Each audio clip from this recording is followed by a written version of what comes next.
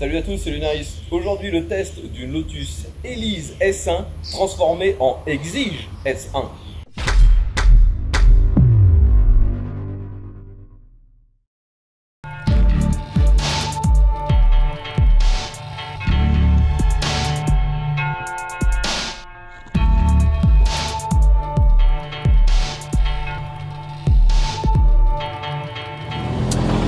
Donc les amis, si vous suivez ma chaîne, vous avez probablement déjà vu le test de la Exige S2, donc la deuxième génération de cette voiture très clairement conçue pour faire de la piste. Aujourd'hui, on est sur une version antérieure. C'est un modèle de 98 et à la base, ce n'est pas une Exige mais une Elise, c'est-à-dire la même voiture mais un petit peu moins performante, un peu moins exclusive et surtout normalement sur la Elise, vous avez un toit qui est facilement enlevable et ça devient quasiment un cabriolet. À l'époque, ils avaient voulu faire une version encore plus sport de la Elise qu'ils ont appelée Exige et donc c'était la Exige S1 première génération. Et actuellement, une Exige S1, c'est super rare, ça vaut dans les 60 000 €. Donc, cette voiture a été modifiée afin d'avoir les mêmes caractéristiques que cette Exige S1, mais pour beaucoup moins cher. Donc, à la base, la Elise, c'est un coupé Targa, pas vraiment cabriolet, avec un moteur placé en position centrale arrière. Aujourd'hui, on a toujours le moteur d'origine, donc c'est un moteur qui vient à la base de chez Rover, retravaillé un petit peu par Lotus. Celui-ci, dans la configuration de base, donnait 120 chevaux, c'est un 1,8 litre 16 soupapes. Et aujourd'hui, il a été modifié afin de sortir 160 chevaux. Je suppose que les modifications qui ont été apportées sur celui-ci sont assez équivalentes à ce qu'on trouvait sur la gamme MG de l'époque, qui proposait une MG TF équipée du même moteur, qui elle aussi développait 160 chevaux. Au niveau esthétique sur cette voiture, tout a été modifié pour qu'elle soit vraiment une réplique de la Exige. Donc elle est légèrement plus large, vous avez cet aileron qui est délirant à l'arrière, vous avez des jantes qui sont plus grandes. Avant c'était du 15 et du 16, maintenant c'est du 16 à l'avant et du 17 à l'arrière. Les suspensions ont été modifiées, les freins ont été modifiés. Au niveau de la carrosserie, on a aussi maintenant ce toit qui est rigide. Et globalement, on a l'exact esthétique d'une Exige S1. Alors ne m'en veuillez pas si vous m'entendez un peu hurler, c'est tout simplement que cette voiture n'a aucune insonorisation et le moteur est juste derrière moi. Même en roulant à assez faible vitesse, c'est très bruyant. Bon, la première chose qui est assez compliquée quand on veut utiliser cette voiture, c'est tout simplement de se mettre à son bord. La voiture est très basse. Vous avez également le seuil de porte qui est très haut et le siège en fait est plus bas que le seuil de porte. Ce qui fait que lorsqu'on monte dedans, on se glisse difficilement, puis d'un seul coup, on tombe dans la voiture. Et après, pour en ressortir, c'est encore plus compliqué. Et si comme moi, vous êtes obèse, ça devient vraiment épique de monter et sortir de ce bolide. Allez, j'accélère un petit peu. Oh là là, ça hurle. Les sensations à la conduite sont vraiment inimitables. La voiture est extrêmement légère. Dans sa configuration de base, elle est donnée pour 720 kg. Aujourd'hui, avec ce kit Exige, elle doit faire 20 ou 30 kg de plus. Mais elle est encore plus efficace normalement, parce que tout ce qui a été rajouté, c'est pour la performance.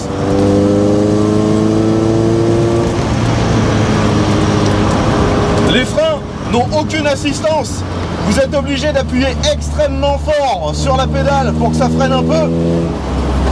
Au niveau du freinage, franchement, la voiture la plus proche que j'ai testée, c'est la Secma F16 Turbo, qui n'avait, pareil, aucune assistance sur le freinage. Là, il faut réapprendre à freiner. On n'a pas du tout les mêmes sensations que sur une voiture standard, ou même sur une voiture de sport moderne. Comme je vous l'ai dit, le moteur est en position centrale arrière, il est juste derrière moi. On peut pas vraiment le voir de l'extérieur parce que sur cette finition Exige, eh bien, il y a un cache qui fait que c'est impossible à voir. D'ailleurs, actuellement, on est obligé, si on veut accéder au moteur, de démonter ce panneau qui est tenu par des vis. C'est assez contraignant. On peut le voir quand même de l'intérieur, vu qu'il est derrière la vitre qui est derrière moi. En roulant à faible vitesse, il fait pas un bruit délirant. L'échappement sur cette voiture est relativement fort, mais il faut vraiment un peu monter dans les tours pour avoir une sonorité de véhicule de course.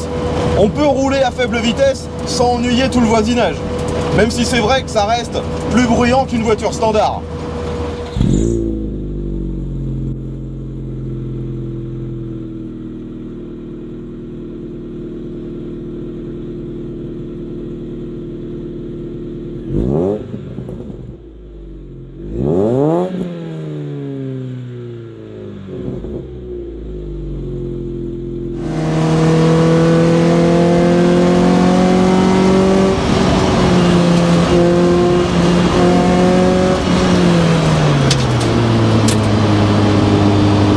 Il y a vraiment une grosse puissance de freinage, surtout que la voiture est légère.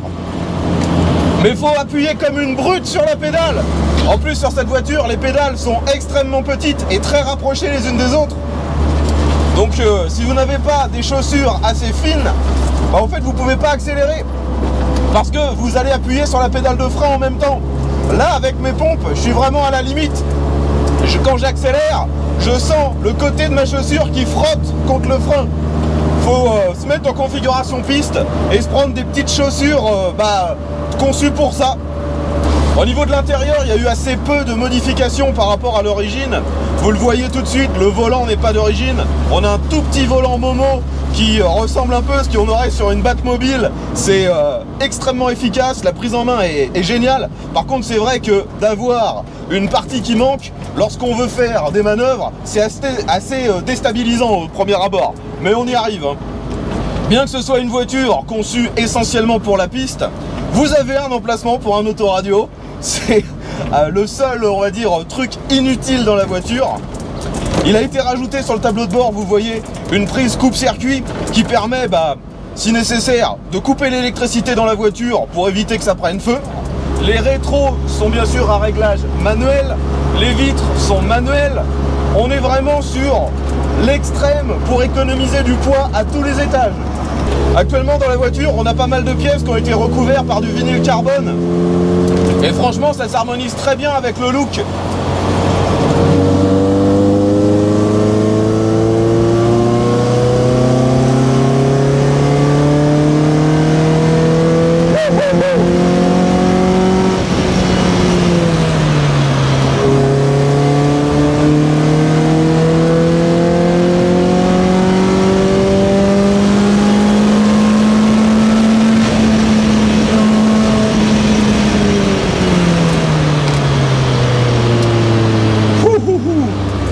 Ce moteur est parfaitement en adéquation avec la voiture. Elle est légère. Le moteur, il est relativement linéaire. Il monte dans les tours. C'est un 16 soupape. D'ailleurs, sur le compteur, on n'a même pas de zone rouge. Pour l'instant, j'ai pas dépassé les 7000. Mais on a l'impression qu'il ne s'arrêtera jamais. Il est vraiment efficace. D'ailleurs, ce moteur est accouplé à une boîte de vitesse qui, si je ne me trompe pas, vient de chez Honda.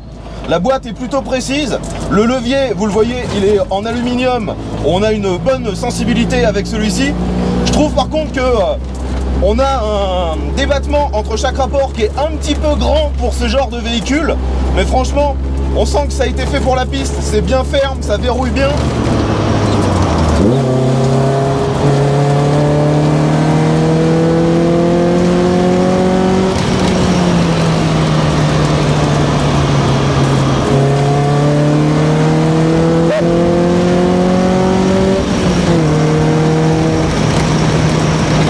Là par exemple je suis à 60, je vais essayer de piler. Et vous voyez qu'il n'y a pas d'ABS, hein. Ça bloque direct.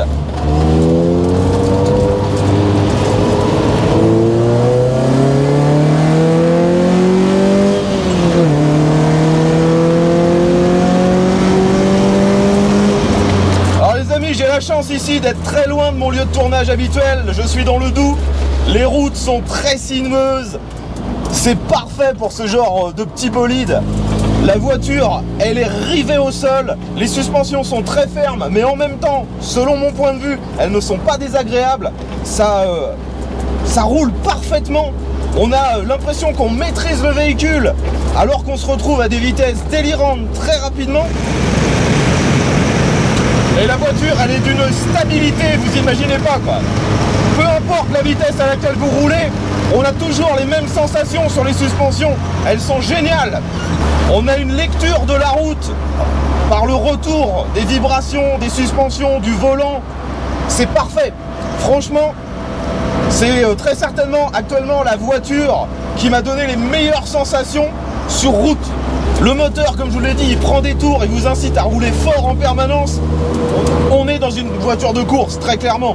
Après, c'est vrai que niveau performance pure, j'ai l'impression que c'est un tout petit cran en dessous de la S2 que j'avais pu tester, qui faisait environ 200 chevaux, mais qui était un poil plus lourde. Et on n'a pas la brutalité du moteur de la Secma F16 Turbo qui, elle, faisait 235 chevaux. Là, c'est des sensations très différentes. Mais j'adore vraiment ce moteur parce que justement, on n'a pas le côté on-off d'un turbo. Ça reste gérable. Le truc, il prend des tours à non plus finir. Ça a un peu un comportement d'un moteur Honda. Et dès que j'accélère, ça repart. Même quand je suis à assez bas régime.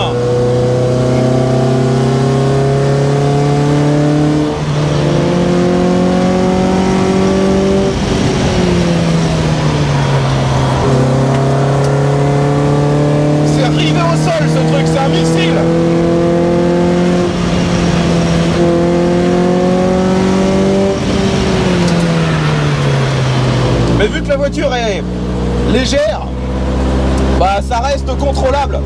On a l'impression que même si on venait à bloquer les roues, à perdre un peu le contrôle, on arrivera à la récupérer sans trop de difficultés. On a très peu de masse qui se barre sur les côtés. C'est vraiment ce que j'adore sur ce genre de petite voiture. Il n'y a pas besoin de 300 ou 400 chevaux pour se marrer. Là, avec 160, c'est déjà parfait. Il n'y a pas vraiment besoin de plus. Du moins sur route, c'est déjà largement trop. Sur circuit, je peux comprendre que certains se sentent la nécessité de changer le moteur, d'en mettre un plus performant. Mais vraiment sur route, pour s'amuser, c'est parfait. Après, pour être tout à fait franc, au niveau de la finition intérieure, c'est déplorable. On sent bien que c'est une voiture de course, qu'ils en avaient absolument rien à faire de la finition. Les boutons sur le côté afin d'allumer les feux, on pourrait croire que ça vient d'un engin de chantier, tellement c'est disgracieux. Les boutons pour la ventilation sont ridiculement petits. Sur cette voiture, ils sont même pas labellisés, donc je sais pas vraiment à quoi ils correspondent. Et pour avoir essayé de mettre la ventilation pour refroidir la caméra, c'est tout à fait inefficace. Ça vous envoie que de l'air chaud, peu importe ce que vous demandez. Le compteur est vraiment réduit au plus simple. Vous avez le contour, la vitesse, et après les voyants de base et un tout petit écran à cristaux liquides. Ce petit écran à cristaux liquides vous indique combien il vous reste de carburant, la température du moteur et bien sûr le kilométrage. Et c'est à peu près tout. Après, il faut l'avouer, si vous désirez utiliser cette voiture dans un autre usage que pour faire réellement le con ou de la piste, ça risque d'être vite pénible. C'est pas forcément les suspensions qui vont être le plus gênantes. Le confort pour moi est relativement bon. Les sièges d'ailleurs, vous le voyez, c'est des sièges Lotus, ils sont au ras du sol, pris directement sur le plancher. Le maintien est parfait, avec en plus les harnais, on bouge pas dans la voiture, ça c'est parfait. Donc le confort pour moi ne serait pas un problème, même lors d'une utilisation quotidienne. Le problème c'est réellement le bruit. Actuellement j'ai les vitres ouvertes, parce que sinon je serais en train de crever de chaud. Mais même sans le bruit du vent, le bruit du moteur est juste infernal. Et là pour l'instant je roule cool. Vous voyez la différence? Dès que j'appuie à fond sur l'accélérateur, vous pourrez plus m'entendre.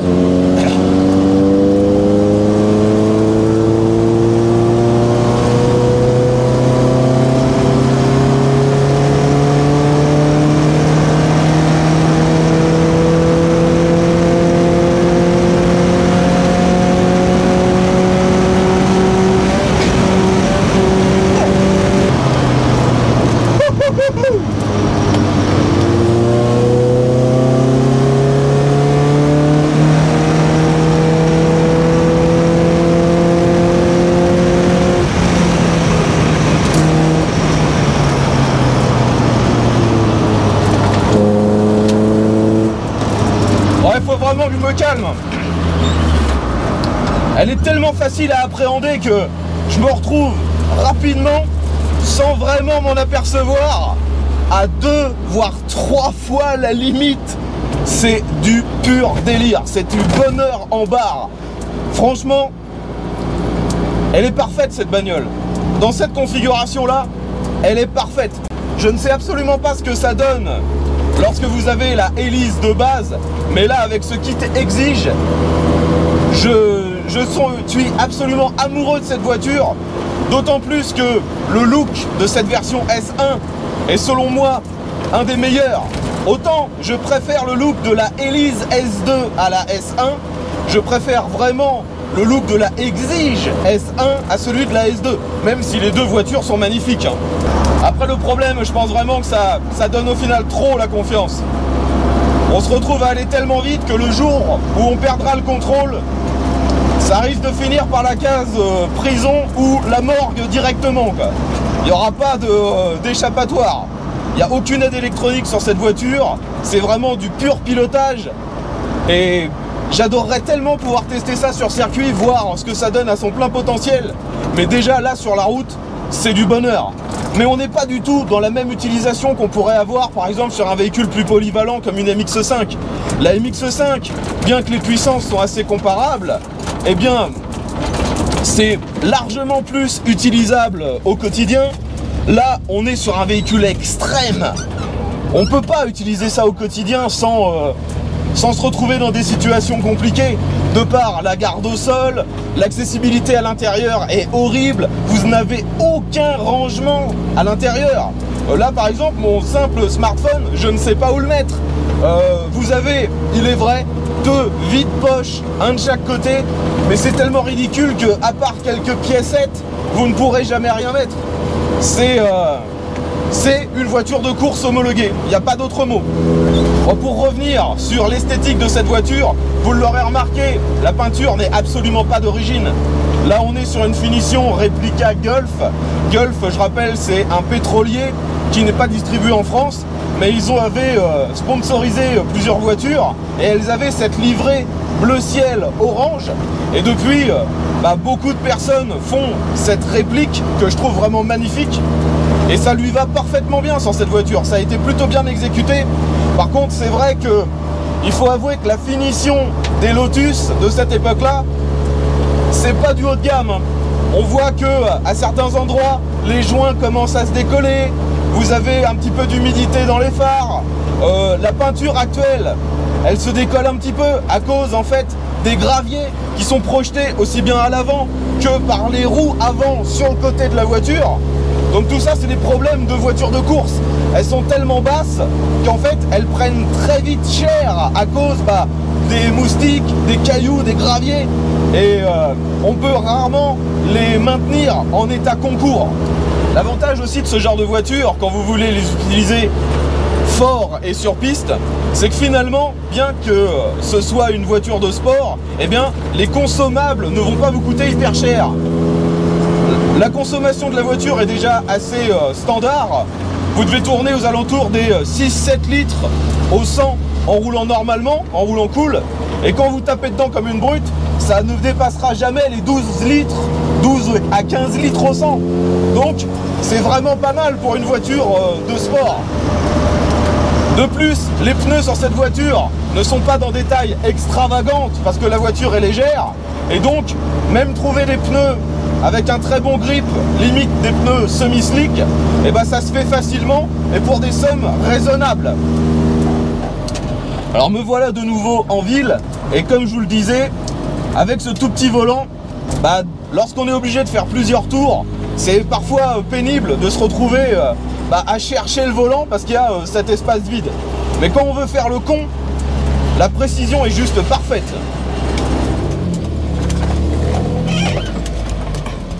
Alors par contre l'angle de braquage est ridicule et vu qu'en plus qu'on a la lame à l'avant qui est extrêmement basse, faut vraiment faire gaffe quand vous avez besoin de manœuvrer, c'est assez compliqué. Actuellement, un véhicule comme celui-ci, c'est-à-dire une Elise S1 modifiée complètement avec un kit Exige, ça se négocie aux alentours des 30 000 €. Ce qui est largement moins cher qu'une véritable Exige S1 qui, elle, se négocie plutôt entre 55 et 60 000. Bon les amis, j'espère avoir fait le tour de toutes les caractéristiques de cette voiture. Si néanmoins vous avez des questions, eh bien n'hésitez pas à mettre ça dans les commentaires, j'essaierai d'y répondre. Si vous êtes l'un des possesseurs de cette Elise S1 ou d'une Exige S1, eh bien donnez-nous votre retour d'expérience, qu'est-ce qu'il faut vérifier, quelles sont les pièces à modifier pour que ce soit impeccable. Ce sera intéressant d'avoir votre retour d'expérience parce que c'est pas une voiture qu'on croise à tous les coins de rue, loin de là. Je tiens encore à remercier l'abonné qui a fait le déplacement pour me prêter cette voiture. Exceptionnelle, c'est vraiment super sympa de sa part. Comme d'habitude, c'est grâce à mes abonnés que je peux vous proposer le test de véhicule réellement exceptionnel. Enfin les amis, j'espère que ce test vous aura plu. Si c'est le cas, pensez à mettre un petit pouce vers le haut, partagez la vidéo sur les réseaux sociaux. Et j'espère qu'on se retrouvera très bientôt pour un nouveau test, car bien sûr, vous allez tous vous abonner. Allez, V à tous et à bientôt.